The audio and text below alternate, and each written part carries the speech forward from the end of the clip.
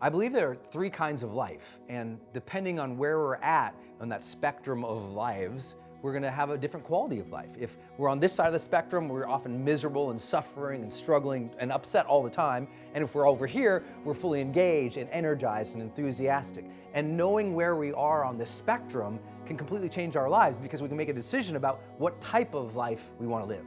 You know, the first type of life I believe a lot of people live is the caged life. And the caged life is just that. It feels like you're caged, like you're trapped. You're trapped in, your past, or you're trapped in your current circumstances. Maybe you're trapped in other people's expectations. Maybe you're just trapped in your own personal limitations of belief or behavior, and you don't feel like you can break free. You don't feel like you can have that emotional freedom or that time freedom or that financial freedom. You truly feel trapped. And, everyone's been there sometimes in their life where they just don't feel like they can get out of something, or they feel like they're really struggling. But, over a period of time, the caged life has a look, it has a feel, it has a sound. If you take a big animal and you throw it into the zoo and put it behind bars, that big animal will stalk in frustration and fire and want to get out of there. Over a period of time, though, that animal soon becomes resigned. And it goes back towards the back of the cage, and it sits there angry and frustrated, looking out into the world. And as that animal looks out into the world, it has that resignation of anger and frustration. And you can tell when a person is there, though, because they often say something. And they have this recurring pattern of communication that if you just listen, you'll know that somebody's trapped in the caged life. Because when they're back there, when they're resigned, when they're frustrated, and they're looking at all those successful, lucky people who were just born with all of that, or just they got lucky, right? When they look to the world, they often point to the world in anger, and they say, they don't understand me. And they have this fire in them that believes that other people can't understand them. That they are trapped in something that nobody else could understand. And the great tragedy of all that is a very simple thing, is that those very people who say, they can't understand me, or they don't know, those people, their anger separates them from other people. And now they're less likely to be the ones who ask for help. And yet they're the ones who need the help. And we can't forget that the reality of the person who's angry and resigned in life and saying, nobody understands me, they're really operating from a place, and it's tough to say to people, but they're really operating from a place that's very high in ego. They believe that they're so special and their circumstances are so special.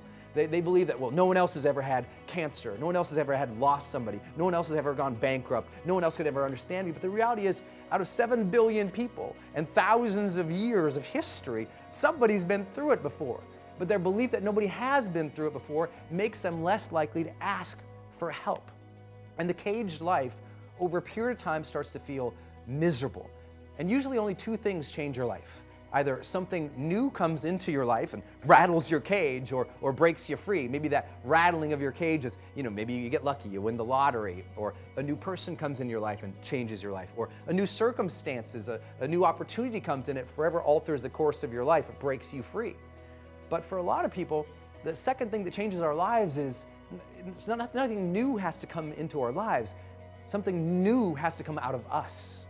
We have to make a different decision about who we're going to be and what we're going to go after in life, about how hard we're going to work, about what we truly, truly demand of ourselves every single day, about how limited our lives will be by choice, not by circumstances. And at some point, the people who've been living a caged life, after a period of time of watching enough people go by who are succeeding, if maturity lands on them, it lands on them with an impulse to say, I've got to take control over the direction of my life. I've got to break free from these bars because I've set them up.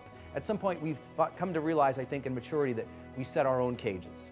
We build our own bars, and that there was always a door over here that we could get out of, but we never made the choice to. And when we finally decide to change our life, we're more likely to go out that door, but we always have to remember, never forget that when you knock on the door of opportunity, that it is work who answers.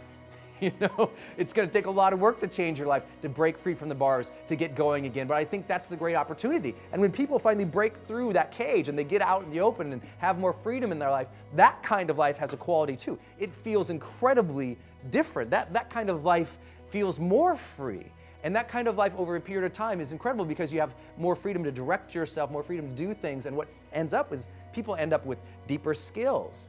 They end up, chasing their passions more often. That often, as they get on a roll, they start becoming more successful. As they become more successful, the things they think that they wanted in their lives come into their lives. They got the 2-car garage, the white picket fence, the house, the kids, the friends, the dinner parties, enough to get by and maybe a little bit more. And soon after a period of time, that excitement of that breaking free and getting into that new kind of life, it feels more comfortable. So we call it the comfortable life. And in that comfortable life, we do feel that way. We feel a sense of satisfaction, a greater sense of confidence about who we are, about what life is really about where we're going in life. We feel heightened degrees of competency, knowledge, skills, abilities. We feel like we kind of got our life under control. Things are good.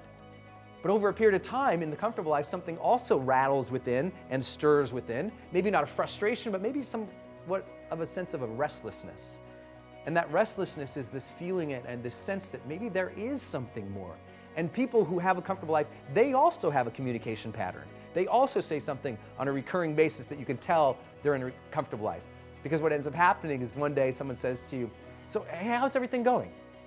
And even though you have all the reason in the world to say life is amazing, you find yourself and hear yourself starting saying, when people ask how your life is going, you say, "Well, it's fine." And the "it's fine" is the tell of the comfortable life. It's the tell that there must be something more. There must be another quality, another kind of life. And that reveals to us that there is this other thing called the charged life. And the charged life has a different quality and feel to it as well. There's heightened levels of, first and foremost, energy there. People are more passionate when they're living the charged life. And because they are more passionate, they feel more of the charge. It's not a one-time spark. It's not once in a while I feel good. It's an enduring state of passion and happiness and satisfaction. But it's an enduring state that is triggered not by comfort, but rather by challenge. That when we challenge ourselves to go just a little beyond our current competencies, our knowledge, skills, and abilities, when we're able to push ourselves just a little bit further, that's when we start to feel charged, because so much of what we know by neuroscience, of what actually charges our brains, of what actually enlivens us in our brains, and what we can see by oxygenation and blood flow to specific parts of our brain, to the hormonal releases we can measure in the back of our brain, from whether it's dopamine, vasopressin, oxytocin, serotonin. These things often happen because we're heightenedly engaged with something that's challenging us just a little beyond our current level. Like Mihaly Csikszentmihalyi often talks about it in psychology as this concept of flow, of doing something where we're so engaged with it, and you're so engaged with it because it's just a little bit harder than usual. So you're not quite comfortable, you're just a little bit out of comfort zone, not totally out of comfort zone and completely overwhelmed, but appropriately challenged to stretch yourself.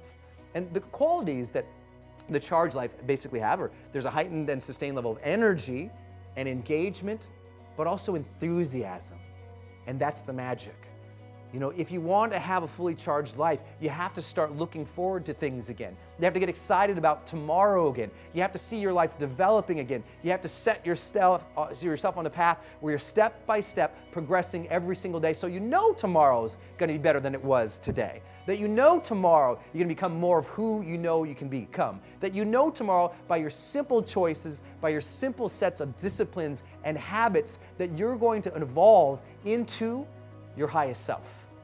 And that is the path of the charged life. This constant engagement with the best within us, of pushing ourselves, but with that purpose and that progress of hoping to become our highest selves. And when you live in that place and you sense that every single day, that's the magic. That's what life should feel like. That's what I think we all deserve. And maybe we ought to start aiming and challenging ourselves just a little bit more to get there.